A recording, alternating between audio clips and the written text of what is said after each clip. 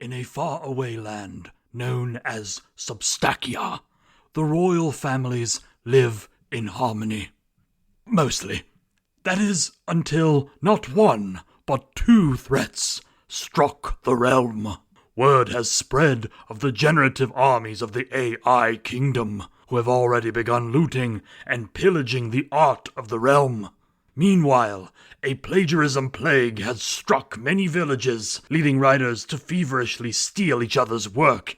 At the center of it all, Emperor Ramsey puts out a call to the royal Substakia families. A call for help.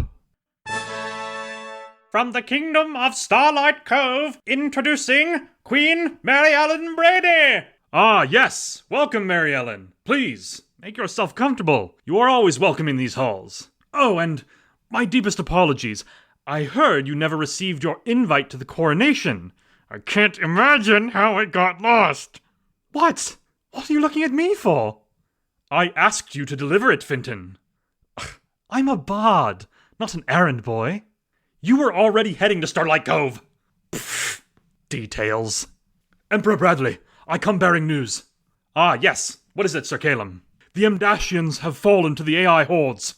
By the Titans! That cannot be true. What next? The Semicolians?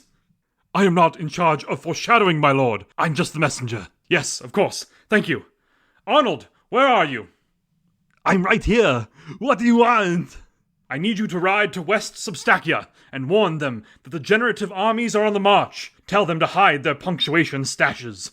Right away. I'll get to the chopper. Well, this is a fantasy kingdom, so I think we wouldn't have choppers, and he's already gone. Excuse me? We has question. Oh. Hey, Gollum, Schmeagol, what's up? Who died and made you king? Well, nobody died. But Happy Nielsen did call me Emperor of Substack earlier this week, which is actually what inspired this whole intro. We think it's going to your heads is. Oh, it absolutely is. Hang on a second, I need to address my guests. Thank you all for coming. As you know, a great darkness has fallen upon the realm of Substakia. We are flanked on both sides of our peaceful community of kingdoms. To the west, the AI hordes march, seeking to generate our entire way of life. To the east, the plagiarism plague spreads like wildfire, stealing all that it touches. I have called you here because I believe we must stand united against these threats. I believe peace can be achieved, but only if we work together. The royal Substakian families must unite to vanquish any and all evil. What say you? Okay, don't speak all at once. They're not going to say anything, because this is just a podcast, and you're alone in a room with a microphone. Excellent point, Finton. I really should have thought this through. Let's move on before I dig myself any deeper into a plot hole, huh? Welcome, one and all, to the Saved as Draft podcast.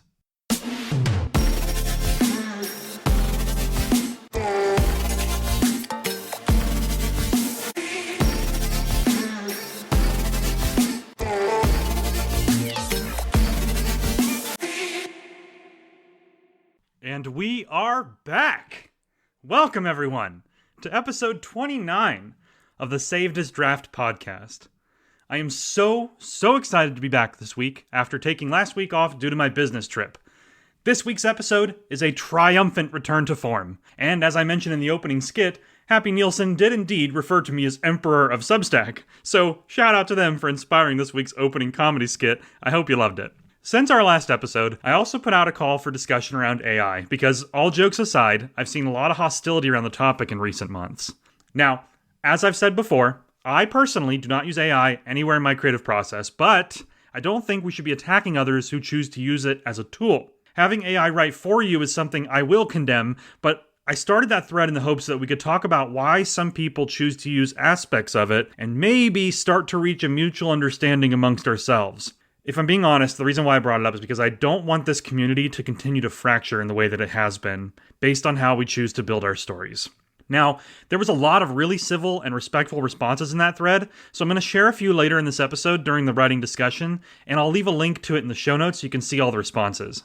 This week's episode also features a brand new interview with indie author Ezra Morwood. Ezra responded to my call for interviews on Threads a while back, and I was really excited to sit down with her to discuss her ongoing series, her creative journey, and a heck of a lot more. Stay tuned for that interview as well later in the episode. And one last thing. I posted the 5th Divine Prelude this week, and in it, I talked about how that prelude was supposed to be written by TP Chaos. Now, if you didn't have the pleasure of knowing Chaos while they were here on Substack, let me get you up to speed real quick. Their work was unlike anything I've ever read. Their writing voice was achingly beautiful, and their imagery would transport you to another reality every single time. Chaos won my Divine Challenge that I hosted earlier this year during Flash Fiction February, and so the prize back then was to write a character for Divine who would appear in the upcoming series, also set in the realm. Chaos has since stepped back from Substack, and I haven't heard from them in a couple of months. It's not my business, of course, but I miss them all the same. So, with that 5th Divine Prelude, I introduced their character Alara to the universe, and I hope that I did Chaos justice. And all that brings me to my last point here before we move on to this week's shoutouts. I know life is hard. The last few years for me have been some of the hardest of my entire life. My whole world fell apart. Actually, I'll be honest, it burned down. And the funny part is that I didn't even strike the match. For a long time, I didn't write. Honestly, I almost quit writing altogether. But then I joined Substack. And I met this community back in January of this year. And I don't think it's an exaggeration to say that you all have saved me. You brought me back from the brink. So, if I can ever do that for any of you, even just a little, I just don't want you to hesitate to ask. And listen, you're allowed to step back if that's what you need. You're allowed to take breaks. Despite what the world may tell you, you don't need to earn rest. You deserve it as much as anyone else. All of that being said, though, I believe that your art deserves to exist. So if you're struggling, or if you're thinking about deleting your account and leaving the community, all I ask is that you please reach out. My DMs are always open. It doesn't need to be this whole public thing, but if you're drowning and you need help, I'm always here to listen or to lend a hand. And listen, even when it feels like it, you're not alone. Okay? Okay. Thank you for listening to my little TED Talk, and without further ado, let's dive right into this week's shoutouts. So, every Tuesday, I post a thread in my subscriber chat where I ask you to drop your links to your latest work. I select 5 at random, and I share those links with Mina Howell for her Penny Dreadfuls podcast as well. So it's always worth dropping a link if you get a chance, because on slow weeks, both Mina and I will go through the list to feature stories we've received in the past. That being said, this week was not a slow week. So, let's dive in and check out what we got from this week's shoutouts. First this week is The Disrobing of the Bride by Saint Lazaire. From the moment I opened this story, I knew that I was in for a wild ride. The piece starts out simply enough, but it does have this absolutely stellar opening that I won't spoil here. As it goes on, though, it quickly devolves into a tense horror story, where you know something is wrong, but you're unsure of how or when the danger will reveal itself. The themes of art here really reminded me of the character of Sander Cohen from the original BioShock video game. And trust me, that's a compliment, because anyone who's played BioShock knows that Sander Cohen remains to this day one of the finest representations of an artist obsessed with bringing their work to life, regardless of the emotional or physical cost. So, for that reason, I really enjoyed this horror roller coaster, especially the way that it becomes more surreal as it goes on. Here's an excerpt that I really enjoyed. Attirement, or The Robing of the Bride, by German surrealist painter Max Ernst. My employer is obsessed with it. Tonight he wants you to take part in its life-size reconstruction. He's a stickler for detail. You will see. And what am I going to do? She stammered, bewildered. The main female character, replied the valet. Again she stared at the canvas. She finally noticed an eye protruding from the orange mass where the woman's head should have been, and which in fact was an enormous owl. But above all, her gaze focused on the skin of the figure. Pale yellow. Oh, really good, really good. Check out that one, link in the show notes. Next up this week is The Personal is Political by Suswati Basu. Suswati recently returned to Substack after a short hiatus, and I was really excited when this link came up for a shout-out. Her return is nothing short of triumphant. I've always enjoyed her poetry, but this one takes things to another level. She uses specific words and phrases in italics throughout the piece, each of which are used to show how empathy is weaponized through gaslighting. In this way, she emphasizes those terms without ever breaking the flow of the poem. Not only that, but she uses those terms in conjunction with a beautiful rhythm that blurs the line between real life and art. It's a reflection of her personal experience within the broader context of a wonderfully written poem. All art is based on experience, of course, but the way this piece uses italics to draw that line between the real and the written is really incredible. It says a lot beyond what's written on the page. It's truly inspired work. Here's an excerpt to give you an idea what I mean. I'll use my therapist's jargon, like patterns and triggers, telling you to consider the difference between having fun and fantasies, essentially teasing you while calling you mental. Now, in that stanza, the words pattern, triggers, fun, fantasies, teasing, and mental are all italicized. When you read it and you take those words out of context, it leaves you with this chilling idea of the poem's deeper message. And once again, check the show notes for a link to all of these. Third this week is The Star Keeper's Daughter by Luna Astley Kolsu. This piece was for Luna's 30 Days of Fantasy Challenge, which is the first fantasy-focused writing challenge I think I've seen since I did that Devine challenge earlier this year that I mentioned in the intro. This piece is powerful and really unique. It opens with a tense and captivating scene before throwing us headfirst into a world ravaged by a plague that seems to be intelligent. Our main character Lyra is studying it, but as she says early in the story, it's also studying her. The story's structure is really compelling. It leaps from one scene to the next, jumping across time as it needs to show the ongoing apocalyptic threat the world is facing. The dialogue between Lyra and Finn is also great. There are some really standout lines as you go through the story. It's also a longer piece, but it flew right by as I was reading it, and the bittersweet ending left my jaw on the floor. It's a story that covers a lot of ground, but it does so with a breakneck pace that I really loved. It's unique, powerful, and packed with deeper meaning. Here's an excerpt that I really enjoyed. The mirror flares suddenly, shows me something I've never seen before. The star's internal structure breaking down, plague fragments synchronizing, creating resonance patterns that amplify their destructive potential. Everyone dies, I finish quietly, either from cold or from plague fire. Finn releases my face, sinks into the chair across from me. For a moment, he looks older than his 22 years, weighted down by the same impossible responsibility that's been crushing my family for 3 centuries. There has to be another way, he says, but his voice carries no conviction. I've been looking for another way since I was 16. Mother looked for 40 years before that. I close the grimoire, but my fingers trace the binding. There isn't one, Finn. There's just choosing what kind of ending you can live with. Chills! Dear listeners, that line at the end gave me chills. Please check out this piece. I absolutely loved it. Link in the show notes. Fourth this week is Duality by Ashes of Love Poetry. Having read some of this author's work, I was really eager to dive into this latest piece. And again, it did not disappoint. Ashes of Love has really carved out her own unique niche in the poetry scene with this style and structure that she brings to the table. Her work tells entire stories with developed characters and rich imagery, but they're structured like a poem. Each line is carefully constructed to provide just the right rhythm that pulls you beneath the surface of the piece and drowns you in its beauty. This one also includes dialogue, which is brilliantly written into the structure to maximize the rhythm of each phrase.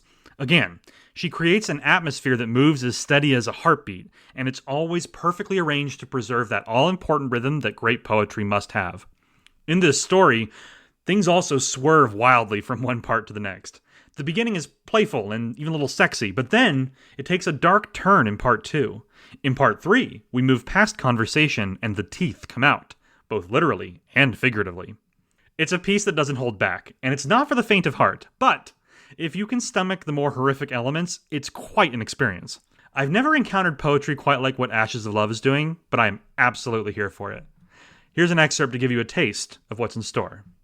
Eyes burning holes into the white fold-out table, biting the skin off her pinky nail. They both look at me, but Jane's hair is my natural chestnut, piled into a perfect bun.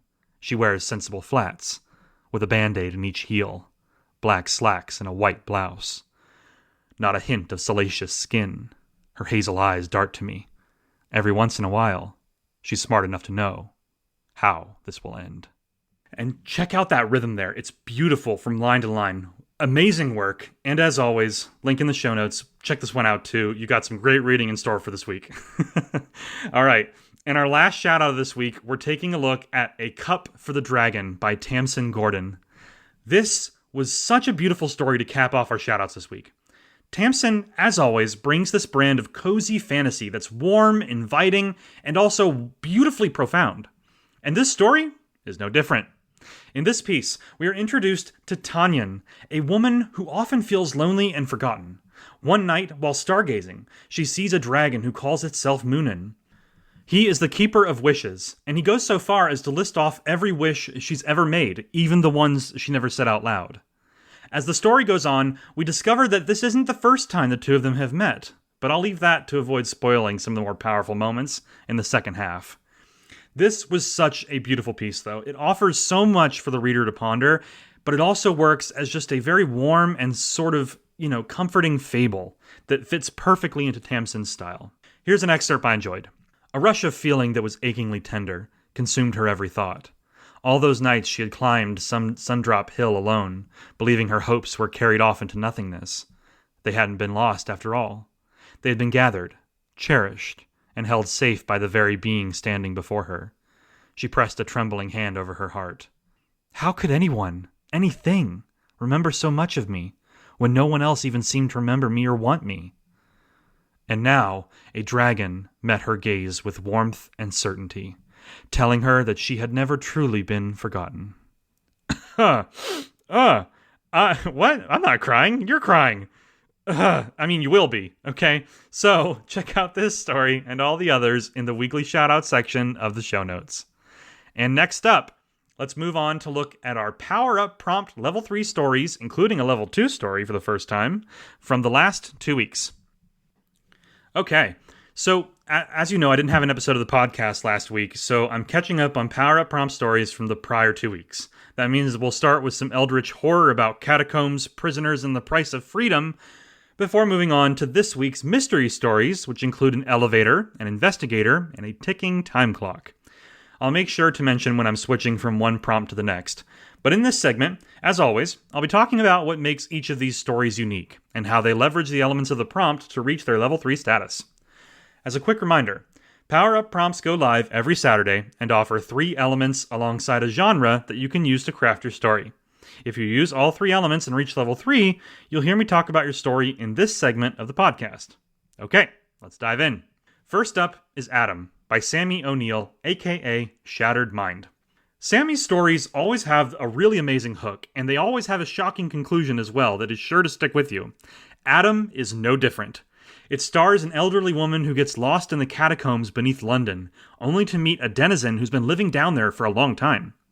Who this mystery character is, what they want, and how the story reaches its shocking conclusion are all things that I won't spoil here, but suffice to say, Sammy has done it again. This might be my favorite piece of theirs so far. It's fantastic. And as we get into these, don't forget, in the show notes, you'll find a power-up prompt section with links to all these as well. Our second Eldritch Horror power-up prompt story from last week is Stop Thinking About the Nightmare, by Diana Bartlett.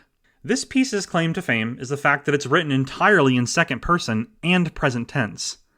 It's been a long time since I've seen this POV used, but it works so well for a horror story like this. The narrator has personality and conviction, while the pacing is tight and claustrophobic. It leverages the catacombs, the inmate, and the cost of freedom elements of the prompt to exquisite effect. Our third Eldritch Horror power-up prompt story from last week is Monster, by Anton Anderson. This is a story set in Anton's Tales of the Seekers universe, and what makes this story stand out for me was the body horror. The story's imagery and descriptions were gruesome, and it leveraged the elements of the prompt really well, while also fitting nicely into Anton's universe. It's a very fun read, and a great insight into the larger world that Anton is building.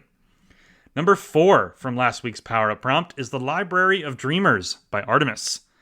This story manages to combine both my power-up prompt and a prompt from Luna's aforementioned 30 Days of Fantasy Challenge into one story. Now that's impressive in its own right, but Artemis once again brings us their signature world building in this piece as we learn about the library and a character known as the Giant who feeds off dreams. It's a wildly unique world, and it seamlessly blends together all these elements into a cohesive and haunting piece. As always, I'm truly impressed with how well it all came together. Our 5th story has gone behind a paywall since I read it, but if you decide to become a paid subscriber, it's well worth a read. I'm of course speaking of Eldritchian Inmate in Catacombs Conflict by Mr. Shock. This story's most unique element, by far, was the style of narration. It was fast-paced, and conversational, but it was also brutal and exacting as well.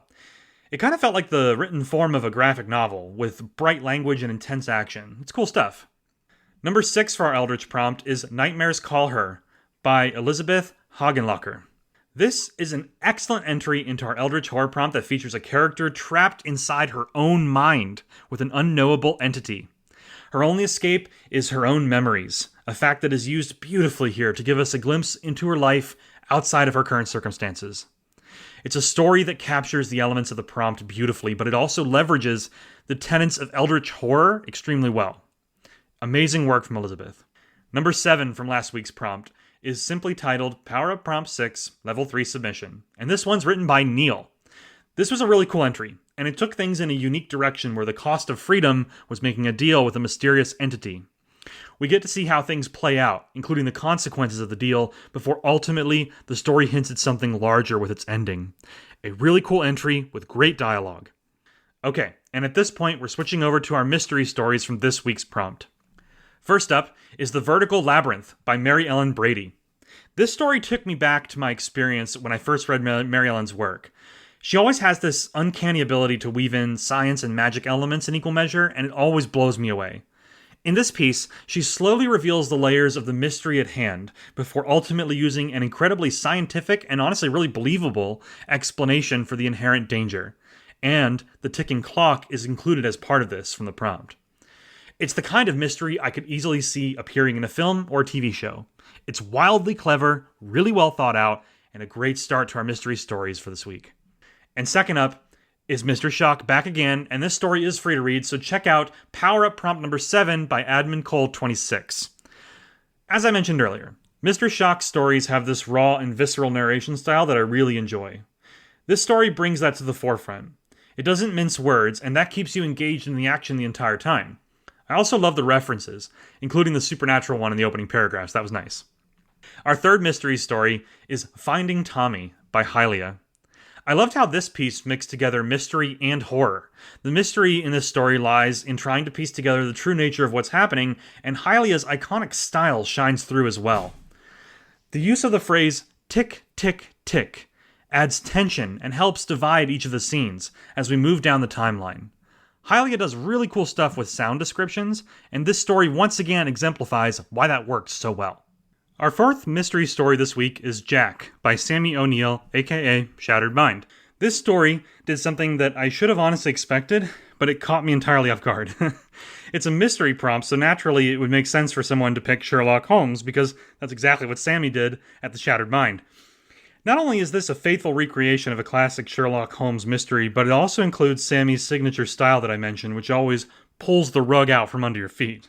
Honestly, at this point, M. Night Shyamalan could take a few notes from Sammy's twists, because honestly, they always leave me with my jaw on the floor. Our fifth story for this week is The Ascent by Mina Howell. One thing I love about Mina's work is that she'll never settle for the status quo. She's constantly finding new ways to improve her craft and push the boundaries of what prose can do. Case in point, The Ascent takes the reader through a riveting escape room story set on the elevator from the prompt. The puzzles the protagonist has to solve are displayed in the story as well, so you can work right alongside him if you so choose. The protagonist also has a pretty cool name, maybe even the coolest name. I don't know. Who's to say? Check it out though, it was amazing. Our sixth story this week is The Ministry of Remembering by Gareth Marks. This story's standout element is absolutely the dialogue. It's period appropriate and it manages to capture local dialects in a way that really impressed me. I've always been blown away by writers who can do this.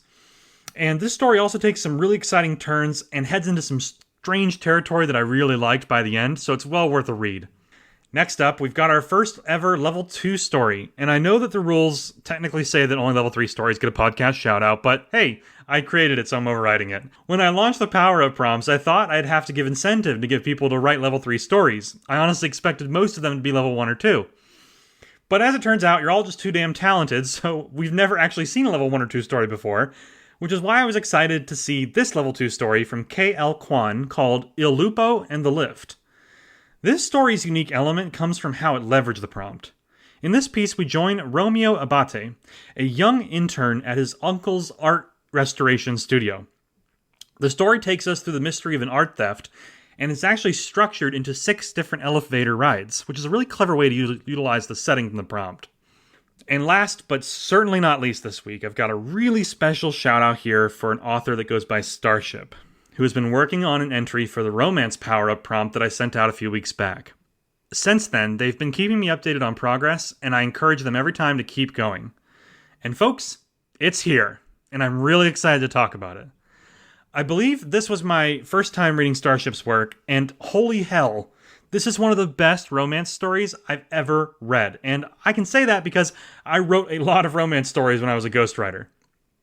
The characters here are insanely well realized. Their chemistry is apparent from the first time they interact on the page, and the way their relationship develops is both sweet and believable. By the end of the story, you're going to be picking up the pieces of your shattered heart off the floor as well. It's a wild, beautiful, emotional, and insanely well-written ride. I cannot recommend it enough. So please, find a link to this one and all the other power-up prompt stories from the last couple weeks in the show notes. And once again, a big, big thank you to everyone who participated these last couple weeks and always shows up for the prompts. I love to see it. Our next power-up prompt will go live on Saturday, August 2nd. In the meantime, make sure you check out the power-up prompt section of the show notes, like I said, and you'll find links to all these stories. All right, and for our weekly writing discussion, I'd like to read some responses from the thread I posted while I was out of town about AI. Yes, we're going to talk about the dreaded artificial intelligence. I'm going to go a little off script here and just give you my thoughts on the responses I got, but let me set the stage first. As many of you know, I don't use AI in any of my creative processes. Like I said at the beginning, never have, never will. For full transparency, I also made my opinions on AI known in a prior episode of the show back when I was doing my Substack rants. And one thing I failed to do back then, and I failed to do until now, is mention that I'm not here to condemn people that wish to use AI for editing or images or whatever you choose to use it for. I just do not, and I don't believe that it should be a part of my creative process. So, do I wish it would go away? Yes, absolutely, but I know that it won't. So, in lieu of that, I wanted to try and see if I could get people to talk about it without things devolving into a war in the comments, like I mentioned in that comedy sketch at the beginning of the episode. That thread was proof that we can talk about it in a civilized manner, and honestly, I'm really proud of everyone who showed up to share their thoughts in a respectful way. It's a great first step towards trying to mend some of the cracks that have been forming in the community regarding AI versus no AI. Now, last thing I'll say before I get into this is, I don't condone using writing to generate entire stories or books. While I can see why people might use it for research, images, or editing, I can't and I won't try to understand why people would use it to generate all of their writing. Honestly, that's where I draw the line, and I think all of us would agree with that. So with that, let's take a look at what I said in my note and some of the responses I got. So here's what I said in my note. I said, honest question. Are we, as a writing community, in a place where we can have a discussion around AI? Before I go on, allow me to make something abundantly clear, and then I talk about how I don't use AI. And then I said, part of me thinks until it becomes less of an existential threat to creativity, that meaningful discussion will be out of reach. Even so, I can't just sit by and watch the community fracture either.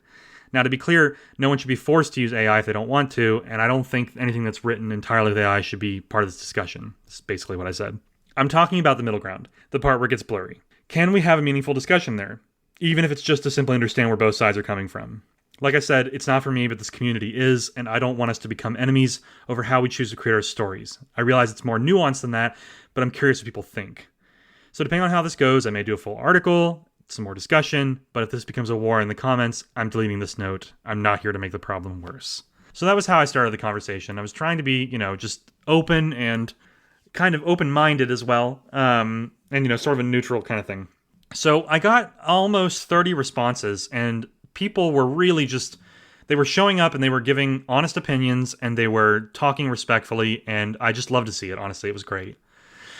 So I've picked out a couple here that I'd like to read. The first one here is a response from Asteria Geisterblum, who I'm sure you know who this is. Wonderful person, incredible part of the community, writes incredible stuff and does amazing support. So I have to kind of share Asteria's thoughts here. So Asteria says, I adore how respectful and genuine this starts, and I hope it will remain like that. First of all, I wish AI would just go away. It's in every app. My emails at work are suddenly having AI functions. Word has an AI add-on. I'm basically thrilled Scrivener doesn't yet. It's hard to find anything that doesn't come with an AI button attached, which is probably what makes it so easy for people to use. It's everywhere. Depending on your work field, you're either using it or getting fired and replaced with someone who will use it. It's terrible. So yeah, I wish it would go away. Personally, I think the bigger problem in this community isn't the debate of do you use it or do you not, because a why can be explained easily. And if you can explain a why, you can make a conversation out of it. And after having a conversation, each side can decide how they move on with it. There are options. But the conversation can't happen in the first place, and I don't blame either side of this debate for it, but a whole different angle. The difficulty is the digital witch hunt that's broken out, funded by various companies. I come at this from a bit of a unique angle, and I think this will get awfully long. I'm so sorry. Please don't be sorry, Hysteria. Okay, I'm gonna keep reading. I work with AI detectors every day professionally. I spend more time than I care to admit wrestling with these tools, and I can say with confidence that they are deeply flawed. I've had students write essays by hand, in front of me, only to later type them up and submit them, and still, the detectors flagged the work as AI generated because they used slowly, or the sentence was long, or there were too many short sentences. It's infuriating. But AI detectors are as easily accessible as AI tools themselves, and more often than not, they advertise with high accuracy. And they make money with it as well. A lot of money, to be frank. To get more money, you advertise more. If you want more users, you need to make more promises. You need more reviews, more success stories, more claims they can sell, literally. You see where this is going. These systems run on the same kind of energy-intensive infrastructure as generative models, and yet people treat them as if they're ethical alternatives, but they're not. And of course, no one talks about that because they all want to make money. It's the same thing, dressed in different branding. And to get back to the point, these models need to be fed too, and people do so much more willingly, often without the author's consent. It has happened in this community multiple times, I think. Mary Ellen Brady, for example, was one of the writers who suffered from someone like that in their comments, and it broke my heart. I still sometimes think about that and the writers that vanished because they were wrongly accused, and in a very disrespectful way too. It's the confidence of finger-pointing that makes this conversation so hard, I believe. Because again, a why can be explained. It can be turned into a conversation. But yes, to me, using AI is bad. I can't imagine it. I probably would think less of someone. Probably even drop the story altogether. But as you said, there is respectful ways to talk about this rather than tearing the community into two sides as it's happening right now. So to get this into a shape, because I'm babbling, you're not, what worries me most about AI is what it will be able to do in the future. The lack of control about what goes into it, the waste of resources, the strain on nature, and lastly, the growing tendency to accuse because it became a trend to do so, and because companies sell their models out as flawless and the only alternative to separate human and AI writing. We're seeing more shame and suspicion in the writing community than dialogue and trust because finger-pointing is so easy. People look it up. They don't ask, they don't think, they don't communicate politely. There's countless Substack posts about how to detect AI, and then it's things like using an M-dash, high word vocabulary, long sentences, adjectives, abbreviations like must've or isn't. God forbid someone is educated, I guess. But people eat that shit up, and it makes a conversation so much harder. I had entire friend circles fall apart over this. It's absolutely heartbreaking. Again, I grew to hate my job. It's so stressful to sit there and having to judge something, but somehow my word weighs less than that of a machine. And the way this bleeds into creative writing and art and music is just scary and upsetting. The whole splitting of this community is terrible and awful to watch. It absolutely breaks my heart. Okay, let's talk about Asteria's response there, because holy crap, there was a lot of really good points in there. I agree, for starters, yes. I agree with everything Asteria is saying. I think the AI detectors are their own problem because it all just comes back to the fact that AI is trained on writers. So obviously, like, it's just all the logic is flawed from the get-go. That's my 2 cents there when it comes to quote unquote detecting AI writing. Yes, there are patterns that AI writing shows, but you can't just there's nuances, right? You can't just boil it down to punctuation, right? Or vocabulary or certain words and phrases like Asteria mentioned. Like it doesn't make sense. And yet they see money, so they just jump on it and, force it to make sense, or just straight up lie in some cases. It's insane. And honestly, as Asteria said too, the worst part about it, and the reason why I started this conversation, is because I hate seeing this community fracture like that. It's heartbreaking. I mean, at the end of the day, we're all writers just trying to get our stories out into the world. And yeah, some people do it differently than others, but as long as you're not just typing a prompt into ChatGPT and then copying and pasting it, you're still part of the process. Even if I don't necessarily agree with how you're going about it, you're still part of the process. And so your writing is just as valid as anybody else's. It's one of those things where every time there's new technology, there's always this kind of existential crisis. And I think AI is different because it's so ubiquitous. It's everywhere and it's in everything. And when it comes to art, it's scary because art is human. And it's always been human. Yes, we've had, things like photography and, digital art, kind of, tablets and things like that allow artists to sort of digitize and use technology to create their art. But this is the first time where it's become so automatic that somebody can just put in a prompt and get an image back, right? Or get a story back. And that's just really, really scary. And so that's where a lot of this fear comes from. And fear obviously leads to anger. And anger leads to the dark side, right? But the point is, I agree with Asteria, and really my purpose here, and I know Asteria would agree with this, is we need to figure out how to talk about this in a way where it's not fracturing the community. That's the takeaway here. Anyway, let's get to the next response here. This response is from Seamus Frumke, who said, "You frame this very thoughtfully, Bradley. My perspective requires a distinction. AI as a tool versus AI as a creator. We should embrace innovations that automate chores. We don't lament the loss of the Iceman's job after the invention of the refrigerator. However, when technology touches art, the line blurs. Portraitists feared photography, but that innovation didn't just automate their work, it created an entirely new art form. The question is whether AI represents a new form of artistry or merely simulates the act. I presume we all share a similar answer. I use AI as a tool. This is Seamus, of course, talking. I use AI as a tool. As writers, we embrace tools that improve processes, from the typewriter to the word processor to diagramming software. In the same way, AI is terrific for finding a needle in the haystack of my research documents and for generating illustrative images for my posts. We embrace these tools as servants, not partners. That's why I'll fight the stigma against the M- until the worms are holding a soiree in my corpse." I love that line. I didn't even know an M- from Mrs. Dash until people complained about AI using them. Sorry, that was too funny. I just thought they were two hyphens. AI can pry them from my cold, dead hands. Yes, Seamus, yes. This is also why I'm diametrically opposed to the write a novel in 24 hours culture. The justification that editing AI output makes you the author is hollow. If it were true, Stephen King's editor, Bill Thompson, would have had his name on the cover of The Shining in letters just as bold as the title. Machine and man may both create a functional desk, but one is fabricated on an assembly line winding up in IKEA, while the other is imbued with the warmth and trademarks of a master and is passed down with pride through generations. The risk to the future of artistry and craftsmanship arises when you can set both before a man who can no longer perceive nor value the difference. Holy crap, that's a good line. Yes. Van Gogh didn't want a machine to paint the Starry Night for him. Painting was the entire point. I had a friend who rhetorically asked people, do you want a medal or the chest to pin it on? The process of writing and growing into an author's skin builds the chest.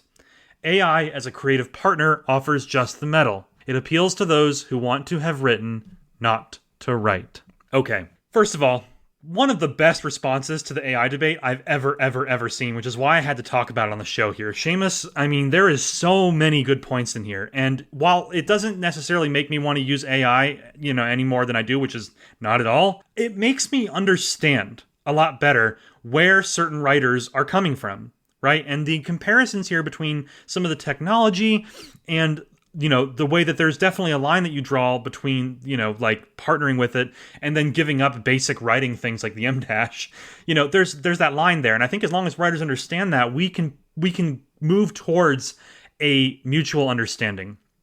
And, Seamus also brings up I love that point at the end about the desk, right? And how you can get there two ways, but one of them is much different, right? The one that's human. And then right at the end, the metaphor about the metal and the chest to pin it on, I get that. I do. And I think it's a valid metaphor. I do. Which is why, like I said, this is all about mutual respect. Seamus goes about it a different way than I do, but he makes some really great points, and his boundaries are in place in a way that I think is respectful to both himself and his writing, and writing in general. So, for that reason, I can respectfully understand where he's coming from. And here's one more response from Diary of the Unpoet, who said, I've never used ChatGPT for literally anything because it feels inauthentic. I asked my friends and family for blog topics once, and my cousin sent me a list generated from ChatGPT, and I thought, wow, these are reasonable topics, but I think I only cobbled a blog topic together out of one or two of them. Something visceral in me just says no, don't use that. Your brain works just fine creatively. However, as a speech therapist, often working with neurodivergent folks, I can see huge benefits of something like ChatGPT for the ADHD folks who can see point A and B, but really struggle with organizing the in-between that will get them from A to B. I more or less think its use should be primarily for organizational purposes, and that you can use it to guide your creativity in a more productive way. If you need that sort of support, and there's no shame in needing support, or even if you just want things to be a little easier or less time-consuming, because listen, why would you hand screw 40 screws if you have a drill?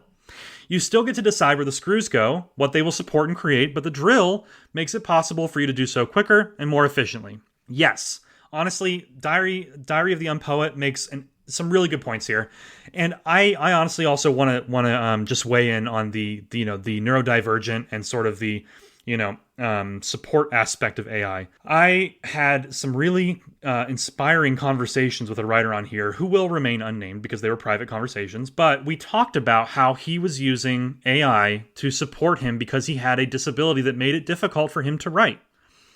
And that's the thing. Technology should be there to support us, right? Even given the way that I feel about AI and how I feel strongly against not using it, if I was in a situation, or if I knew someone who was in a situation where they could not create stories without help because of a, mental or physical disability, I would tell them, yes, use AI. As long as it's not writing it for you, right? And even in this other author's case, he was using the AI to sort of just help him organize his thoughts, and he used it for some editing and some structural type stuff because, again, I don't know the nature of his disability, but these things were difficult for him. And so for that reason, yes, AI should be used. It should be used as a tool, as a support system. And, like I said, if the alternative is your art not existing, then please, by all means, use it, right? And I will die on that hill, absolutely. Because like I said, at the end of the day, I want every writer to have their art out in the world. Right? If they want to put their art out in the world, I want to help them do it, and I want to help them get there. And if they need a tool like AI to do that, then so be it.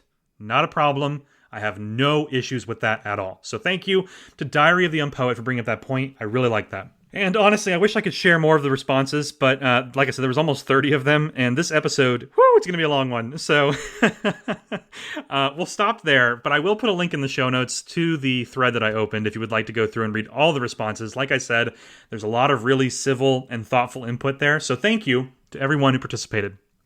All right, next up is this week's featured interview. This week, I brought on someone I met over on Threads. She responded to my request for guests on the show a while back, and she's a fantasy and sci-fi author who has an amazing and immersive author website for her work. She's also writing a serialized novel that you can dive into right now called The Everlight Protocol. She's not on Substack yet, but as you'll hear during the interview, I told her that I think everyone here would really enjoy what she's doing. So without further ado, let's get to this week's featured guest interview with indie author Ezra Morwood. All right, everybody, and I'm excited to welcome to the Saved As Draft podcast a brand new author from over on Threads and Instagram. Please welcome to the show, Ezra Morwood. Ezra, thanks for being here. Oh, thank you for having me. Hi. So for our first question here, why don't you tell us just a little bit about yourself, the kind of writing that you do, and your creative journey thus far? Oh, gosh. Okay. I'm always bad at this part, but my name is Ezra. I write predominantly science fiction and fantasy melded together, occasionally with a splash of horror, very rarely with a splash of romance, but it's sometimes in there. And I like to just kind of play around, experiment a little bit with the stories that I tell.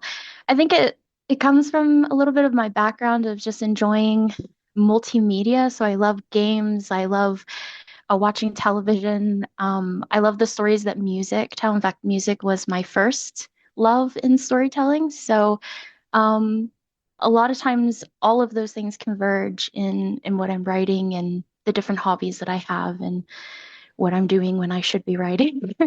Um, but yeah, my creative journey, it's a little awkward because you know those little Instagram reels you see where they start in one place and they go all over the place and then they end up somewhere else. Right. That is my writing journey. When I started out writing, I was around 12 or 13, but I didn't really do it to be a writer. I did it to kind of try to understand my own trauma and what was going on in the world and really just kind of understand humanity. Because at the time I didn't really feel like I really understood anything about anything. You know, most kids it's a little wild anyways, but um and I didn't really think of being a writer. I wanted to be everything except a writer. So I tried everything except writing for a while, from nursing to astronomy and science and things like that. And eventually I think writing just stopped being therapeutic for me and became more of an empowering thing to do, like just something to explore for fun and also because I wanted to speak to people the way books spoke to me. So it took about 20 years for all of that to come full circle. Um, and it was a bit of a adventure, but here I am. That's really interesting. I think you're the first person on the show here that I've talked to where it's like your journey, as you said, kind of took you everywhere else but writing, but ultimately I guess Yeah. came back to. That's really interesting. I Um, think it's because writing was a vulnerable place for me for a while, and it was mostly a place for me to try to figure out like why I felt the way I was feeling about everything. And books for me was literally survival and escape. And it took a while for those things to become more about enjoyment and more about exploration in a positive sense as opposed to a survival sense. But I also think it was hammered into me when I was young. You have to do something practical. You know, you can't just be like an artist who has nothing, nothing to fall back on. And that was the idea, that was hammered into me. So for a long time, I just kind of did everything except writing, which is like the one thing I kind of liked to do and did consistently that entire time. So, sorry, I went off track there. No, you're totally fine. Yeah, like I said, that's a really interesting aspect of your journey so far. So something you mentioned too when you were kind of talking a little bit about your writing and stuff is that Mhm. you tend to blend genres, which I think is really interesting. Yeah. I do that a lot myself. I actually have my own connected sci-fi slash fantasy universe, so that made my ears perk up when you were talking about that. So my question here is, um, how did you settle on that kind of like doing a hybrid of multiple genres? I think for me, and this might be a little unconventional. I feel like sometimes it's almost a little taboo to say, but I see like films doing it really well, and I always feel like, why can't I do that in a book? Like I love it so much in a movie or a show or in different like even music videos blend different genres so well. And Mm, why can't I bring that to books? Horror and sci-fi, for example, are like them blended, like a sci-fi horror or a sci-fi thriller or a sci-fi thriller horror. I absolutely love those, and I love how the different elements complement each other. I think for me, it was all about just finding a way to make it work because I enjoy those things. And I think that's what makes a story different sometimes is just bringing in those different elements, trying something that seems really crazy and doesn't seem like it would fit, but finding a place for it to fit somehow so that you get what you want. Um, and you're only really going to get that when you try it. But I enjoy those things, and I guess it's kind of like a kindergarten mentality for me. I like it, so I try it, and I try it, and I like it, so I do it. And I just keep doing it until it gets a little more refined. So that's kind of, I think it started with film for me, like watching different sci-fi horror, sci-fi TV shows, and then it was sci-fi horror video games, I'm always playing the video games. And when you strip away all of the atmospheric stuff, you get the text and the descriptions. And I just think to myself, oh, I would like to try that in a book or something similar, or oh, this gives me an idea for something else. And so just trying it out. I think with blending genres, you really do have to. It's a bit like cooking, isn't it? You just have to throw stuff in a pot and taste it and see if it comes out okay in the end. And sometimes it really works, and sometimes it's hideous. But you just try it again. Right. No, that's fantastic. I think that that analogy about, cooking basically, right? It's Yeah, like trying different recipes, putting the pieces together, seeing what fits. I love that. And yeah. honestly, as someone who tries to do a lot of experimentation in my writing, I wholeheartedly support that. I think that's fantastic. So, you mentioned that also you're inspired by a lot of different things, music, film, and Mhm. gaming as well. And I myself am also a lifelong gamer, and I'm the kind of person, and I feel like you're very similar, where gaming constantly inspires me to write, and then and then when I'm done writing, I go back to gaming, and it creates this kind of cycle of inspiration. Is it similar for you? Yes, yes. It's like I don't know how to describe it. It's like I'll be gaming and I'm not even thinking about writing, but it's like the environment in the game just gives me so many different ideas. Um, Not just like plot ideas or character ideas, but like scenarios. I think it activates the part of my brain where I go, what if all this horrible stuff happens, but like in this context? And it's just sort of like a sandbox for my brain to play with. Mm, So when I come away, I have all these different ideas that just pop up when I'm playing a game. And I jot them down sometimes as I'm playing the game, like this, and then I keep playing the game. But I don't know where it comes from, honestly. I swear it has something to do with the environment in the game. Um, but that could just be me um, throwing ideas out there myself. I think if I had to kind of speculate, it would probably be the immersive aspect of gaming. Yeah, It's yeah. like tricking your brain into thinking that you're actually there, which probably gets the creative side of your brain going. Yeah, it also terrifies me, Right, right. frankly. There's a video my husband has somewhere of me playing Alien Isolation, Oh, nice. where for 20 minutes, I swear, they don't even show you the alien. Right. And I'm literally like, my heart is pounding. I'm like pouring sweat. And I'm just like thinking of all the ways I'm probably going to. And I do. I died many times in that game, and I never played it again because it terrified me. But yeah, I think it is the immersiveness and seeing how, I think too, like just in a similar vein, like how the same thing can be done again and again, but differently. And so, Mm, like, seeing even when I'm going into a game that's very similar to another game, it's still giving me different ideas, mm. which is interesting. So, Absolutely, absolutely. So you mentioned Alien Isolation, and not to put you on the spot, but do you have any other kind of, kind of favorites or games that have like, kind of impacted you significantly over the years or impacted your writing, I guess? Dead Space for sure. Okay. Just the first one though. The other ones were kind of, um, Mass Effect, which I'm replaying actually. I just started replaying it and I forgot how old it really was. But like you can really tell the age of a game by the graphics. Right. Um, but it's still like world building and plot wise, it's a phenomenal game. Mm. I love Final Fantasy. Like I swear Final Fantasy bleeds into everything. It kicks my butt all the time. In fact, I'm currently stuck in the same spot I was stuck at like 4 months. But I keep trying. I love that about the game. Like you just keep trying. And eventually you get out of where you're at.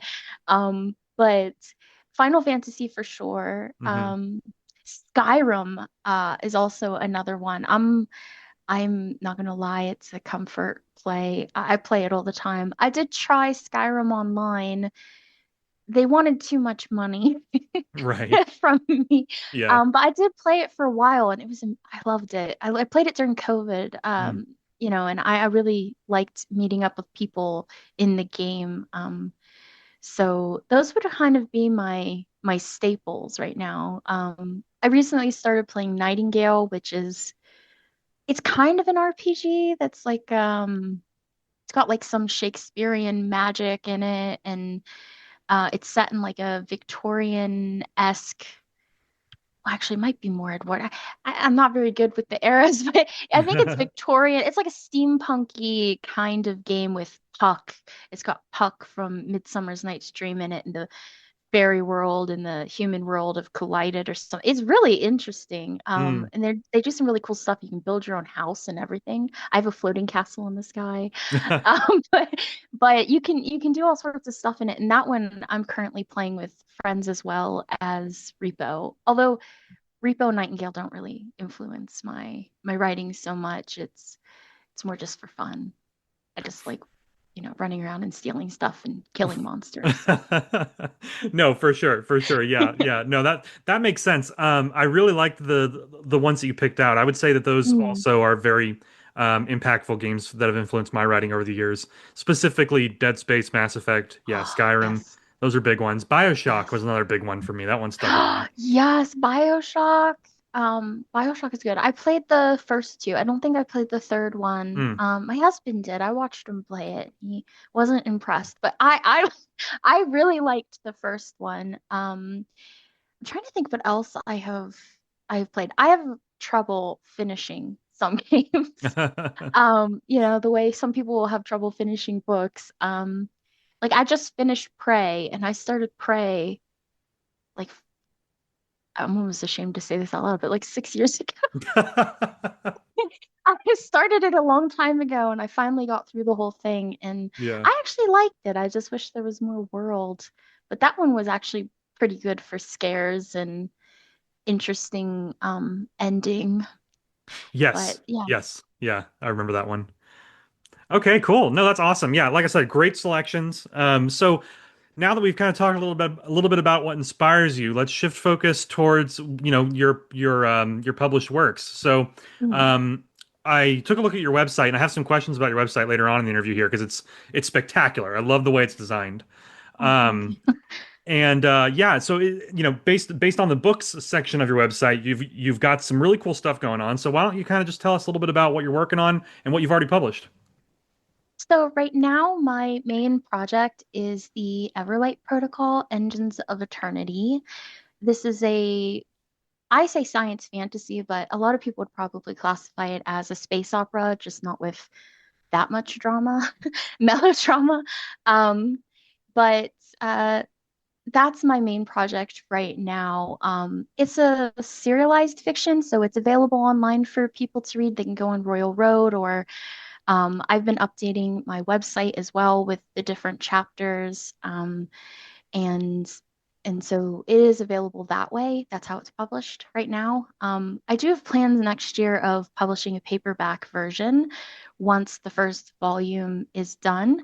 But for now, it's available, um, you know, serialized. And the story is kind of my love child of Final Fantasy and Attack on Titan. I'm not going to lie, those were the main inspirations. I just I kept thinking about the idea of what if you really wanted to burn the world down, like you hated it, there was something wrong with it, but there was one thing that would make you decide not to. Like that's kind of the premise, of the story is the main character, Halistreus, is one of the last paladins of a fading past that the R39 system doesn't really want to remember or cares to remember. Um, and his whole job is to safeguard the Flux Arcana, the magic system, and to protect the Ilthari, who were kind of like they were gods in their own right. And he's watched people over time just repeatedly make things worse. And so in the story, he decides, there's no other option but violence at this point, and decides to blow up the orbital mirrors on Arbros, which it's a very world heavy story, Mhm. which is why I'm naming places. Um, and that kind of kicks off the story is him blowing up the mirrors for the sake of revenge, for the sake of making a better future, for the sake of a lot of things. And then he and his merry band of Dread Knights go to resurrect one of the Athari, um, in the hopes of turning, activating the Everlight protocol. But, things are rarely what they seem in any context, and in this case, it may spell the end of what he's actually hoping to achieve. So that's kind of a quick gist. I'm not very good at gisting it. Um, it's got a lot of, I guess, like if you wanted some themes, a strong theme is generational trauma. A Mm, lot of people doing a lot of people wrong. You have the um, Astrovale Empire trying to return to its roots of being a Cosmari, which is basically akin to being a human purist.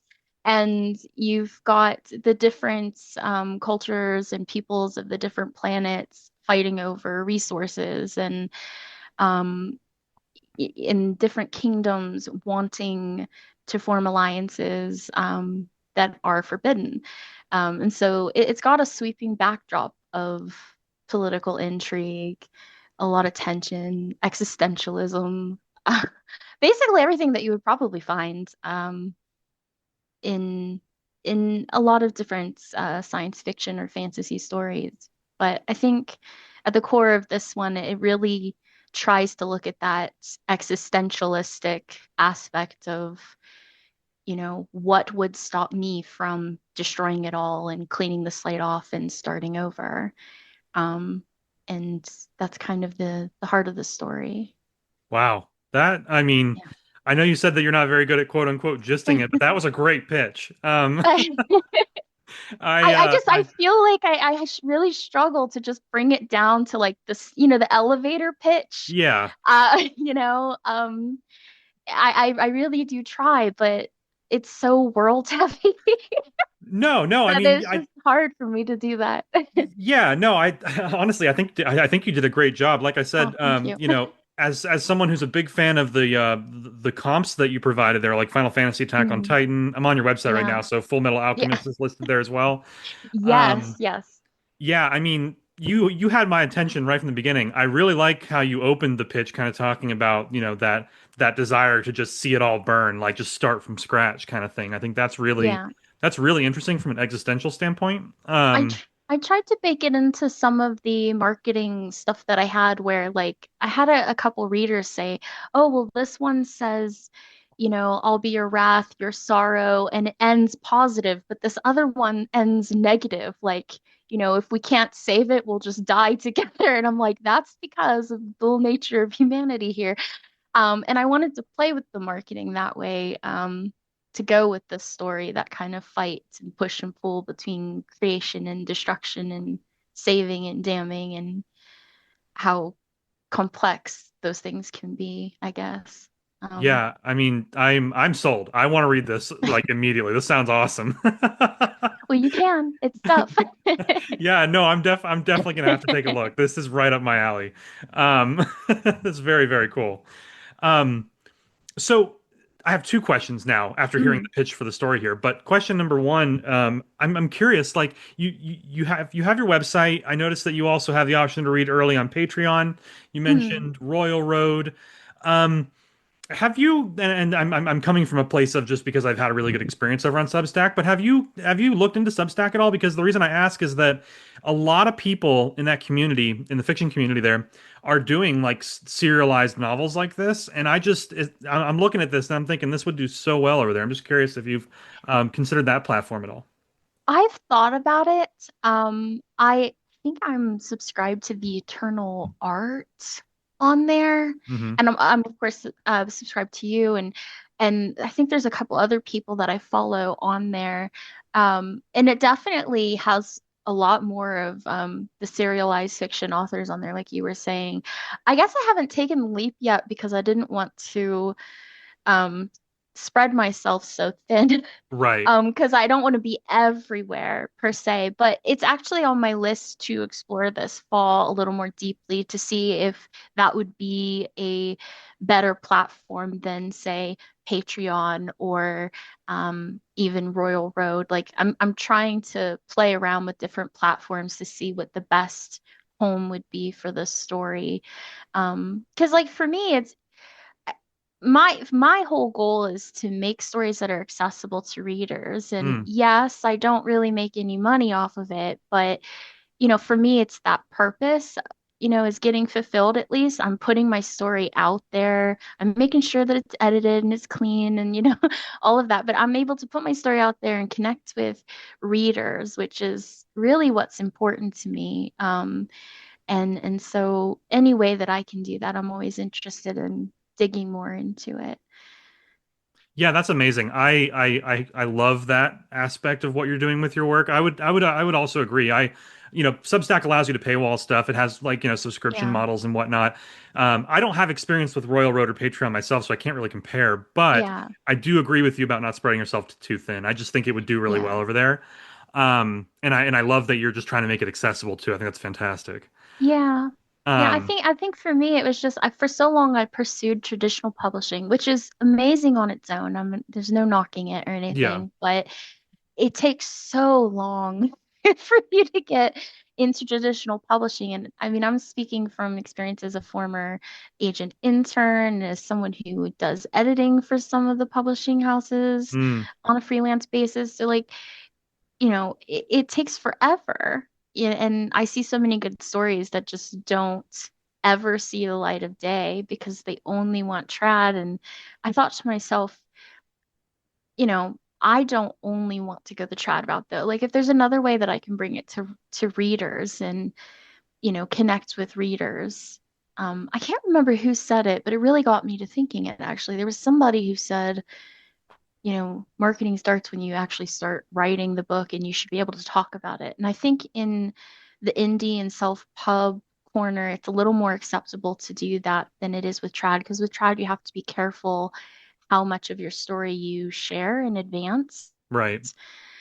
So going this route actually gave me the freedom to just full on fangirl and be a total nerd about my own story out loud, share as many pages as I wanted, and not really be fearful that it's going to screw me over in a pub deal later or anything like that. So um, it's given me a lot of freedom, I think, to just really go all out with what I'm doing that I just didn't feel like I had when I was pursuing trad, I don't think. So, Interesting. Okay, yeah, no, that makes a lot of sense. Yeah, yeah, and I know a lot of my listeners are also, kind of on that path of deciding kind of which direction they want to go in, and some of them are already, well into their kind of indie author journey. So I really mm, appreciate that perspective that you bring to the table there. Um, so yeah, my other question about the Everlight protocol is, obviously, as you've said, it's a very rich world. There's a lot of lore from the sounds of it. yeah. So, an interesting kind of challenge I think that comes with a book like that is, getting that world building across in the story itself. So my question for you is, how do you approach world building in the story, and how do you kind of achieve that balance where you're obviously giving the reader information but not, just dumping exposition on them? Like what's your kind of solution to Oh. Um, I would say I would say to bring it back to being a human being, like how do we learn about our world and interact with our world? It's through us interacting with it. So that? when I go into the story um and let's say that like Hale in the opening scene, he's in the forum with the arguing Starward Legion and he is so over it. And you get some of the background stuff there that's filtered through his perspective as he's watching these things unfold. So I would say like the best method that I have found for at least me, and I tend to be more descriptive heavy. I'm a very descriptive, lyrical kind of writer. Um, so I like doing that. But I try to filter it through what the character is seeing, responding to, and doing. So if the character is walking down the road and and bumping into people or chit-chatting with other people. There's like with anything else, there's stuff going on in the back of your mind. There's your outward reaction to things, and there's also your inward monologue in reaction to those things. And you can have the world building aspects going into that little by little, I think. So, for example, opening scene, there's something that happens in the first chapter where one of the windows end up getting cracked, and you get a little bit of world building information about how the flux sigils work in the Cathedral of Knowing. And Hale talks in his mind, about why they're not quite healing the way they're supposed to. Um, and the way it looks and how it's strange and how other people are reacting to it. I think a lot can go into implied. We can trust the readers to know certain aspects. Like if everyone's uncomfortable about the window being cracked, do I have to say everyone in the room was uncomfortable because the window was cracked because the magic is not working properly in this fair city of Sisterin? I don't. So I think you can pepper things like that into the perspective that are implied. And then of course there are things that aren't implied that you can't imply that do need to be stated. And I like to ask myself, like, what does the reader absolutely have to know that I can't really just leave up to interpretation because it shouldn't be interpreted any other way Mm, than this, okay. and Mm-hmm. only give enough that meets the need of that particular scene. So if you only need to know who the oracles of Isil are, or you only need to know who this little group is that you just bumped into, you know, you give enough information on that and then you move on and you can deepen that as you go. I think if I were to shorten my advice, it would be only give enough that you need right now and then keep going, pepper it on as you go, like keep layering it on as you go. You have time and space to deepen the lore and expand the lore. It doesn't all have to come out right now. Um, and so, when I approach my stories that are so lore heavy, I just give enough that it matters in this moment, like the details that matter in this very moment, and then I wait until later. I have notes upon notes of when this detail needs to be dropped, and that detail needs to be dropped, and then this detail needs to be tied back to that detail. And um, I think you also have to be mindful of how much time has passed between the introduction of a detail and the extension of the detail. So Mm.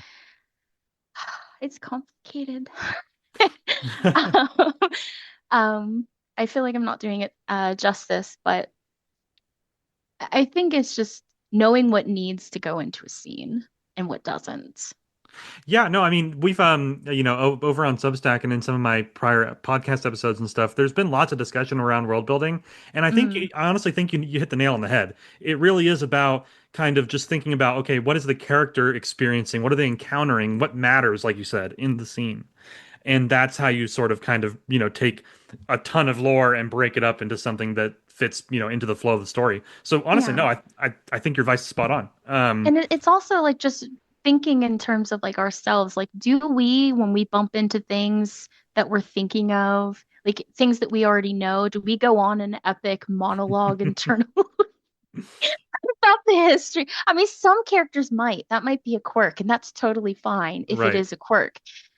But a lot of times, as people, we don't. We acknowledge the information that we readily need for that moment, and we pull the file out of our brain, if we want a visual, and we apply it, and then we move on. I think the same can be applied in a story. You can leave a lot open to interpretation, but what needs to be explained gets explained, and then you move on until you have to revisit it. Um, so yeah. Yeah, nope. I could not agree more. I think that's an absolutely phenomenal way to approach world building. So, are you familiar with the terms like plotter, pantser, like when it comes to writers? Yes. Okay. I think I know the answer, but I'm just curious. Like, how would you classify yourself? Are you more of like the kind of detailed plotter, or do you kind of pants your way through things, or how do you approach your writing? It's funny because I'm definitely a plotter. I Yeah. used to be a pantser, and then it just didn't work for me. Um, and then I became a plotter, and then I just really fell in love with plotting. But every now and then, I'm not gonna lie, there's a scene that just comes out of nowhere and it has to go in. And it's like a golden pants ticket. Right. There you Right. go. It just comes out of nowhere and it goes in, and I don't question it. Yeah. I assume that that's like an organic, um, like something that's organically taking shape, and I try not to um deviate if that happens, unless it shifts everything, which has happened before, um, which I didn't know until later. But I am a plotter. I have actually a sparkle binder. You can't see it because we're not on camera, but I have a sparkle binder, and it is filled with world building notes, maps. I've actually been drawing maps of the Solid Glade and the Rim and the different planets that are there. Um, I've got different character breakdowns. I've got like 5 to 7 pages per character, and then I have a lot of things. I have clothing that different peoples or different places wear, and different foods. I started actually making recipes for the people in the book. I tested one out and shared it with my neighbor to make sure that it didn't taste like crap, because I can't always trust um my own taste buds, because I think it tastes great, but what I like is may not be what other people like. So I have recipe ideas for different things just because I really like that kind of immersive storytelling. And I feel like the further I fall into this world, even with plotting, the more I know it like the back of my hand, the easier it is to situate myself in a scene or a situation or a character's perspective and just write from that. Um, Sometimes it can be information overload, but I would rather do all the work up front than all the work at the end. Because I did all the work at the end before, all the plotting at the end as a pantser, and it was actually more stressful because the whole book was already written and I had to actually go through the whole thing and fix everything. Right, right, right. No, that makes a lot of sense. I love that you made a recipe from the book in real life. That's fantastic. I did. I was playing around with different recipes from different places. There's one I'm currently working on for one of my characters' favorite foods that I met, like uji nuts, which are like a caramelized, like cinnamony type of nut. Kind of looks like a walnut. Um, and I like playing with them because, if I reference it in the book, it's just fun to explore what my characters are eating or drinking and what it tastes like. It helps me to describe it a lot better. But it's also something fun that like readers can go and they can try out themselves and they can taste what the uji nuts from Deskra taste like, or have some Jigga juice from Arboros or whatever it is they want to do. So yeah, I don't know. I like food, so it was a good way to incorporate something I like with the whole thing. Yeah, no, absolutely. I think food and like diet and stuff like that is a huge Mm. part of world building. So it's awesome that you go into that level of detail. All right, so shifting gears here, wanted to talk a bit about your author website because, like I said, I was really impressed. So, did you make the website yourself? Did you hire someone to do it, or how did you build this? So it's in part, originally the base of the website was created by a friend that I Hmm. had commissioned.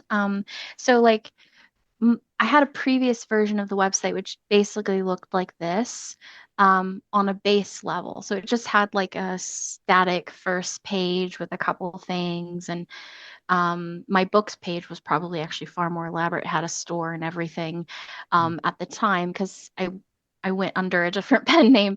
But um, this one, though, what I did was I moved the shell of that design over, because I loved the actual shell of the design that she created, and then I just built on top of that. So it's in part some of her stuff, and then a lot of all the extra stuff that I put up on top. So like the starry background on some of the pages, that's HTML. HTML and CSS, and I think a little bit of JavaScript on some of them because there were some technical difficulties.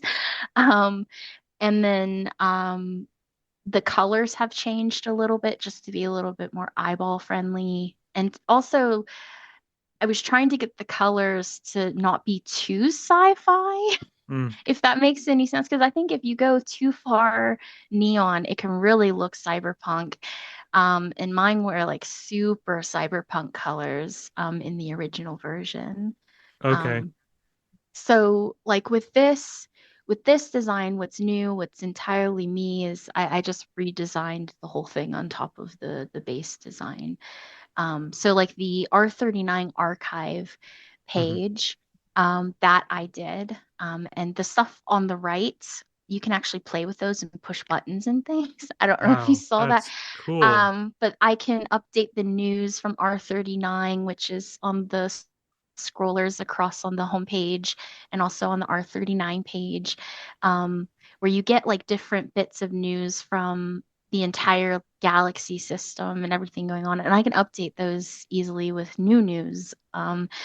And I put some immersive stuff, I think, on the R39 page as well with like the chatter, like radio chatter, the space radio chatter background. Wow. Yeah. I really want to do some like glitchy audio files, but I'm trying to learn how to do those myself to be able to add them.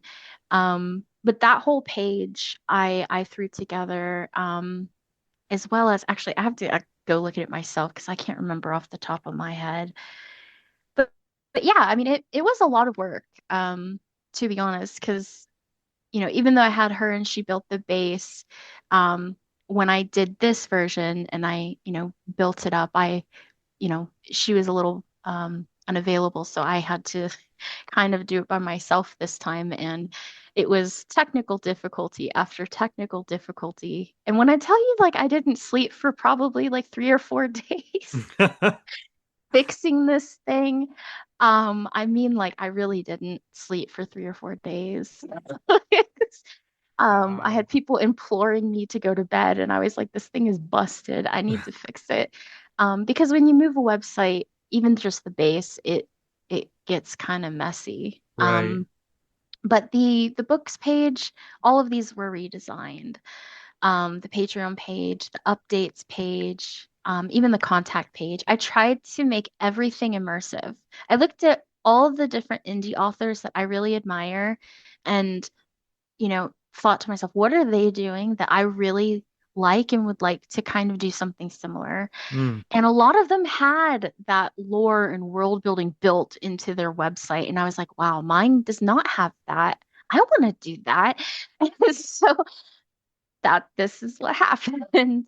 Um, I think I even got really crazy about it. I don't know if it still works. Hold on, I'm testing it out. Yeah, if you go to the bottom of the home page Okay. to the footer and Hmm. you hit the visit R39, Okay. there's even a thing that pops up. Whoa. Okay. Yeah. No, I'm looking at it right now. It's got the like quantum archive and it's loading up here. Yeah. Yeah. Holy And you can hit a crap. button. So I've now that costs me some speed. I get yelled at a lot when I do a performance test on my website. They're like, it's taking way too long to load. I'm like, you know what? Whatever. Like, someone will wait and click the button. I mean, I'll wait and click the button.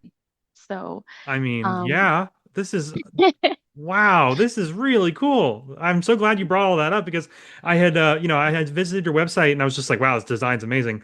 And I was reading about stuff and I was clicking through the books and I hadn't gotten to the R39 page, so this is my first time seeing it. But dear Lord, this is cool. I really Um, just wanted it to feel like when you came to my website, you were entering the world of R39. And right. it's not just one world, it's a bunch of different worlds. It's a whole galaxy. And so you might see like references you don't quite understand yet, but I think like as the story goes on and people who stay on till the end, they'll kind of see how it all comes together. But it's a mix of sci-fi and fantasy, um, as much as I could get it to be at least. And I really liked putting together all the fun little world building stuff. My one friend actually really got into it, my non-writing friend. She's like, you should have a timeline of all the history of what happens in R39 up until the moment that Hale blows up the mirrors, but like have it have little notes from Orin here or there. And I tried to design something like that and it did not come out well. So Hmm. it's not on here, but I've had several of my friends get really into like the world building of the website with me, which was extremely encouraging because a lot of times, you're told to just keep it basic. Right, But I right. was like, but I'm not basic. So I really wanted it to feel like you were entering another place because that's what I would want. If I was going into this story as a reader, what would I want? I would want to feel like I was entering a whole other world. I would want the stars in the background. I would want recipes. I would want interactive elements. I would want different things that made it feel like I was just as much as part of the story as the story and of the characters within the story. And so I just kind of leaned into that. Um, I'm my, you know, number one fan. So Yeah, yeah, that's exactly how it should be. I mean, yeah. this is amazing. Like I said, this is like I'm such a sucker for this kind of stuff. This is so cool. I feel like for everybody listening to this on the podcast, I will be including obviously a link to Ezra's website in the show notes, and please check it out because this is so cool. The world building elements just on the R39 page are just absolutely incredible. Like just like the interactivity, the immersion of it all. I mean, this is you definitely went all out, and it is very cool. I'll be adding more too. I have a whole thing of all the planets from the Rim versus the Solus Glade as well, but by the time this launched, there wasn't enough time to put it up there and make it look okay. So it'll keep expanding. It'll more tabs will open up at the top as the story unfolds for people to explore and um just different things. I don't know. Like I went all out as a nerd with this, and so I'm hoping other people will too, like you Oh are. man, yeah, yeah. No, I mean, I mean, this is 5 stars. This is an awesome website. Yeah, this is really, really cool. I am absolutely nerding out. Like, this is great. So yeah, thank you so much for kind of giving me the tour there. And like I said, I think the listeners here are really going to be blown away when they check out this website. Um, So obviously you've made a lot of progress so far on your creative journey. So my next question for you, and this is my second to last question here, but my next question for you is, now that you've made it this far and you've accomplished a lot of really cool stuff, what are just kind of, off the top of your head, a few lessons that you've learned in this journey that you would kind of use as advice for someone who's just starting out? I think, I mean, I think it's just important just to start and Yeah. then to keep going. I I've been talking, with myself and with other people I know who were in similar positions. Because I'm pretty open about how like I deal with perfectionism and really getting stuck on how much I don't like something not being written the way I feel like I should be writing it in my own stories. And I have found that just starting and just keep going consistently um, is the best way to get where you want to go. If the negative thoughts pop up, ignore it. Hmm. The doubts pop up, sorry, bye, ignore it. Um, if you look at a line and you see a typo, just keep going. You can go back and fix it later. Because the moment that momentum is gone, it's really hard to pick it back up. Um, and I know that from personal experience. Every time that I have just sort of gotten overwhelmed or stressed, I spiral, I stop, and then it's even harder to just start again Hmm. when just if I would have just kept writing, um, and just, had kind of a boss attitude about it. Like, yeah, yeah, whatever, with all of my fears and my doubts and my frustrations and the hangups, I probably would be a lot further than I am now. Um, But, it's just keep going. Just you got to start and you have to keep going. And confidence in any measure really just come from showing up for yourself. I don't think it has anything to do with anybody else. It's showing yourself that you can actually do it. And the only way that you're going to get that is by doing it. I actually have a thing on my wall now. I saw it on a talk show. It's called Doing the Thing. Hmm. I can't remember who it's by, but it's like a whole list of all the things that aren't doing the thing, and doing the thing is doing the thing. And so it's like it's a reminder. I have lots of little pitches and lessons like that on my wall because I constantly need that reinforced reminder. Mm. That's you know, I have to keep moving forward. Even if it feels impossible, do it anyways. Even if it's ugly, do it anyways. Even if it wasn't what you wanted, do it anyways. Because at the end, you at least have something to work with. Um, if you don't start or if you stop, um, you're never going to get to that point that you want to get to. So that would be like my main lesson, or group of lessons. I guess my other lesson is just don't be afraid of pretending you could be the exception. I know that sounds really weird, Mhm. but I feel like so much of the advice out there is telling you what you shouldn't do, when we Mm. really should be telling people to just reach for the stars and do whatever, just go all out, and do everything. Act as though you do own the right to write about, what you're writing about, and that you can do it with pride. It's okay to be proud of something you've written. I feel like we have a lot of memes about being very unhinged about what we wrote, or depressed about what we wrote, or how much we hate what we wrote. But I think, owning what we put together, how hard it was, all the failures that we did, that we had, I think that makes it a far more enriching and fulfilling experience. And just not confining yourself to, well, I can't do that because, nobody does that in a book. Or I was told this wasn't possible in a book. Screw whatever that person said. They probably aren't writing for for years anyways. Just do what you want, write what you want. Um, don't be afraid to go all out and put it all on the table for your writing. I think when you take that risk, you risk failure, you risk humiliation, even. I mean, if you risk embarrassment, risk a typo out in the public sphere. I mean, I'm doing it. I hate seeing the typos every now and then, but like it's something I can fix, later. It's not something I should be upset about now.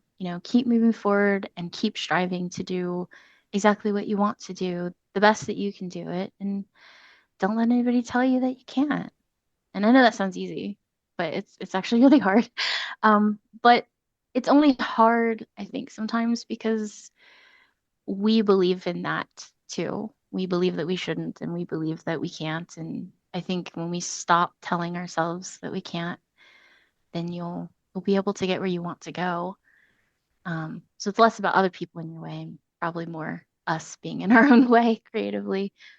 But that's my TED Talk on lessons.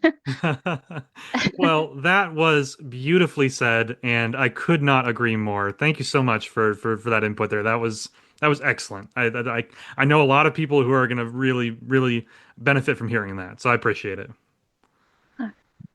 So my last question here before we wrap up is, what do you have going on the rest of 2025 from a writing perspective? Any goals? Any kind of cool new projects, or what's the rest of the year looking like for you?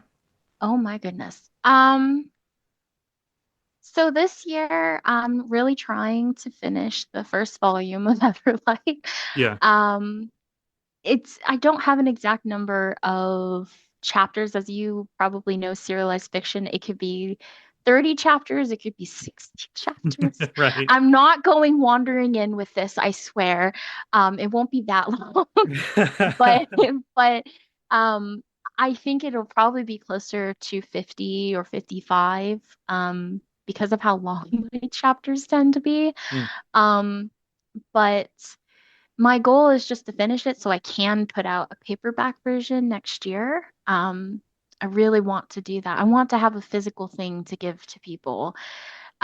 So that would be like my main goal. I am writing a sort of, I guess you could call it a cozy fantasy. I'm trying. It's an experiment called Prophecy Interrupted.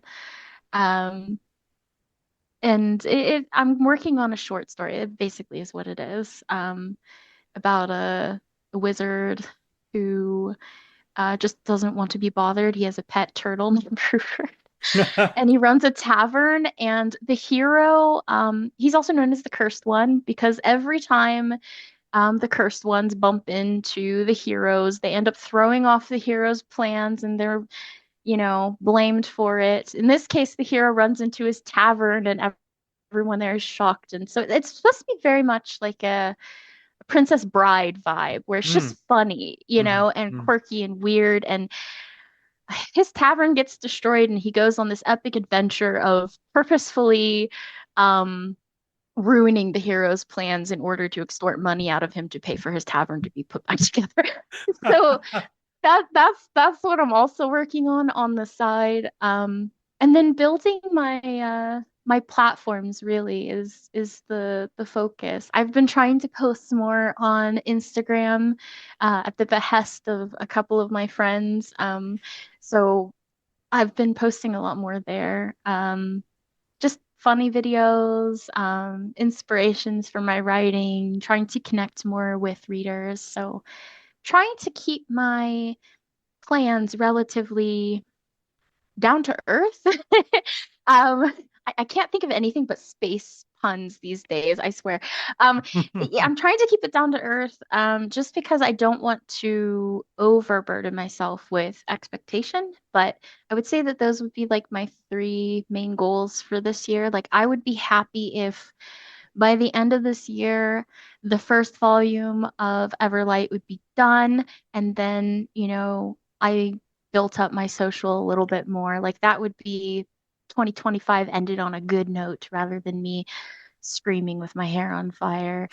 Um, so those are my goals. Those are the only real goals I have right now. Okay. Well, those sound like very attainable goals, and judging by all the progress you've made so far, I'm very confident that you'll reach them. And Thank you. yeah, that concludes my questions for you today. But Ezra, thank you so much for your time here. This was a phenomenal interview. It was amazing to get to know more about you and your work, and I wish you all the success in the world. And I myself am very excited to dive into the Everlight Protocol. You'll have to let me know what you think. I will. Yeah, thanks again for coming on the show. Yep, and thank you for having me. And once again, a huge thank you to Ezra for coming onto the show. The Everlight Protocol sounds really cool, like I said in the interview, so I'm going to have to check out the book, and I highly recommend you check out her website.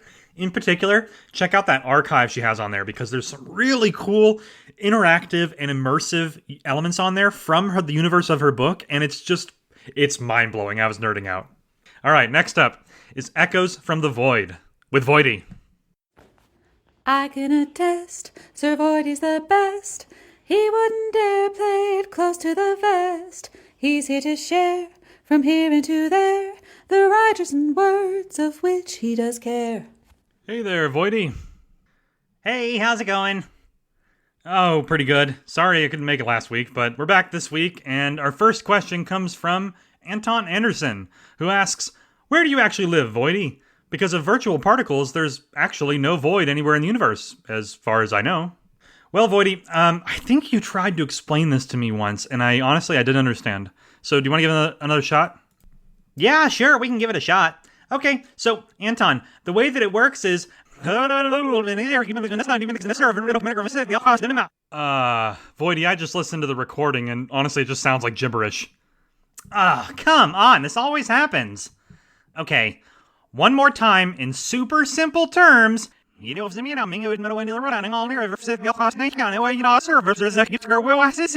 Honestly, Voidy, it still just sounds like gibberish. I think the problem here is that human minds just really aren't meant to understand cosmic secrets, huh? I just want to answer a question correctly for once. No, I understand. I appreciate you trying, Voidy. Let's move on to the second question. Mina Howell asks, what's the secret to first-person writing? That's super easy. You just gotta get in their head. Well, yeah, Voidy, but it's not that simple. No, I mean, it really is. Just slide in through their ears while they're sleeping. Or if you want, you can just get, really comfortable and sedate them and then replace their brain with your body. Oh, wow. So you really meant get inside their head, like literally, huh? Yeah, what else would I mean? All right, well, putting that aside for a second, Mina, I think the secret to first-person writing is to lean into what makes the POV unique. One of my favorite things about first person is that it allows you to really get to know the character on a deep and personal level. You can tailor the narration to sound like them because it's their actual thoughts that you're reading. If you're doing multi-POV, this is a great way to make each character stand out, because you can change the writing voice to match their personality. You can also see the world through their eyes. This means that if they're hallucinating, the reader is also hallucinating. Their reality is the reader's reality. You can do a lot of really cool stuff with those kind of things. So beyond the unique elements, a good way to master first-person perspective is to try to think about your own life. Take this moment right now, for example. You're listening to the podcast. Maybe you're doing the dishes or driving. What are you thinking about? What's going through your mind? If you sat down next to a friend or partner right now, and they told you to tell them about your experience listening to the podcast, how would you describe it? You'd probably say something like, well, I was listening to the podcast, and it got me thinking about writing in first person. I was thinking about how it allows for unique and in-depth perspectives, and then I had to pull over because all this meta-narration was giving me a headache. Wow, that got really convoluted at the end there, huh? Yeah, sorry about that, Mina. But please, feel free to reach out with any follow-up questions. I've got a lot of first-person writing experience, so I might be able to help. All right, number 3, our question comes from Hylia, who says, when you have the plot devised, the character arcs arcing, and various options for what to actually put between beginning and end, how do you figure out what goes where? Like how many things should happen between X and Y? And how do you know if a small event is too climactic? I have all this stuff and can't escape the feeling that everything would be too much, disorganized, unsure of how much to say. But if I cut all those ideas out and focus on the main plot, it feels rushed and baseless. How do you solve these dilemmas? Perhaps something other than just write what you feel. Do you know any tips to help that little click of cohesion in a long/novel-length storyline? All right, Voidy, what do you got for this one? Well, usually I just roll some dice and go with whatever number I get. That doesn't seem too effective, Voidy. Yeah, but when I roll a 1, it's awesome, because then I can just do flash fiction. All right, you know what? Voidy aside, Hylia, I think in this case, you could try to lean into a specific storytelling structure, just using it as a way to plan out your broad story beats. Obviously, the hero's journey is good, but it can be a little too confusing and there's a lot of steps to it. So what I'd recommend instead is to think about a classic 4-act structure. In Act 1, you'll introduce the characters and setting, and then showcase the inciting incident, or the thing that sets the story into motion. This is usually the premise of your story. Act 2 shows you how your characters react to that incident. They try to address it, but then they run into challenges or complications, and this creates conflict and tension. Act 3 is when they figure out how to make real progress toward their goal, and it leads to a major confrontation or revelation. This is usually where the story's climax happens. Act 4 is where you wrap up the story you started, leaving some threads if you intend to come back or, leave things open to interpretation. But overall, you'll bring down the temperature and reach your ending. What's nice about this structure is that you have very clear boundaries between each stage of the story. And unless the story is meant to be like a much, much larger work, you can focus on having kind of one focus for each of these acts. In this way, your story will get a good structure and flow to it, but there's enough complexity that it doesn't feel simplistic or one note. There's room for excitement, character development, world building, and so on. Let me know if that helps. As always, you can feel free to reach out with any follow-up questions. My DMs are always open, so if you got any questions, I'd love to hear them. Yeah, well, that's all well and good, but you could just roll a dice, like I said. Let's move on. Okay, and Patty B says, how about one on writer's block? Confidence to keep writing, that sort of thing. Oh, well, this is easy. Writer's block is a construct. Voidy, you think everything's a construct. That's because it is. Listen, if you let yourself be bound by 3-dimensional space, all you're ever going to see is blocks. Wow, that's actually kind of deep. Thanks. I try. All right, Patty. One thing I like to remind people about is that inspiration is fleeting. As human beings, we're not always going to write the same amount of words every day. We're going to have good days, bad days, and yes, writer's block. These things are temporary, so I think the biggest thing to remember is that everything changes. If you're feeling writer's block or imposter syndrome, just remember that it will pass. Sometimes you just have to change your scenery, work on something else, or do anything else but write, but it will pass. It may feel permanent in the moment, but it's really not. Think about the last time you felt writer's block. Did it last forever? No, because you've written things since then. In terms of confidence to keep writing, I often say that this is where the community on Substack can really help. When you feel like that, try reading some other writers' work. Leave some comments, respond to some notes, and if you'd like, post about how you're feeling. People here are really nice and supportive, like vast majority of the time, so more often than not, they'll be happy to offer support. And by reading other works and engaging with other writers, you'll remember why you wanted to do this. You'll get inspired, and that'll bring your confidence back. Man, that sounds complicated. I usually just eat some dark matter and that clears it right up. Wait, Void, do you eat dark matter? We don't even know what that is. Well, humans don't know what it is, but I do. Okay, well, if you know what it is, then what is it? It's crystallized thoughts, duh. It's basically inspiration in chip form. Oh, wait, I wasn't supposed to reveal that. Well, cat's out of the bag, I guess. Yeah, I gotta go. I'll see you next week. Maybe. We'll see. All right, sorry about that, everybody. Voidy was being weird at the end there. So, for our final segment here on the episode, let's talk about what's happening next week on the writer's journey. Tomorrow, we'll have our next power-up prompt, and the poll as of this writing is asking for post-apocalyptic as the genre. We'll see if that changes in the last 24 hours, but I like the sound of that for sure. And next week, I'm considering trying to launch the final Devine Prelude. The 5th one came out this week, as I mentioned, and it got a ton of love as always. Once I get this last one out, we'll be ready for the Order of the Pawn Devine series. And I'm honestly between that and also trying to publish an older mini-series of mine that's a sci-fi horror. And it's one of those stories that never really got a whole lot of love, and I've been thinking about bringing it over to Substack with some improvements, so it'll probably be one or the other next week, but, I'll see what strikes as far as inspiration goes. In any case, it'll be one of those, and we'll also have our power-up prompt tomorrow that will be going on all next week, so honestly, in general, I'm just super excited to be back. And on that note, I'm also itching to do another 30-day challenge, since my last one was all the way back in May. I'm thinking maybe something in September, possibly Devine-themed. If you made it this far and you'd be interested in a challenge like that, let me know in the comments. Oh, and rest assured, October will have a horror challenge. It's happening. And that's all I've got for this week. But hey, like I said, it's so good to be back. Thanks for hanging in there while I was out last week on that business trip. But here I am, ready to get back into it with our weekly episodes. I appreciate all of you, and I'm really excited to see what the rest of the year holds for us and our work. And this is Bradley Ramsey, signing off.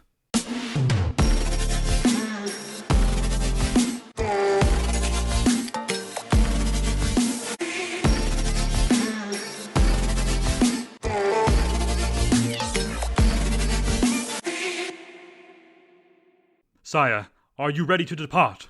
Just 1 second, I'm finishing this chapter. My liege, we must ride now if we are to save the kingdom. I understand that, but I'm trying to read the Everlight Protocol, and it's really good, so give me 5 more minutes. My lord, I don't think... I said 5 more minutes!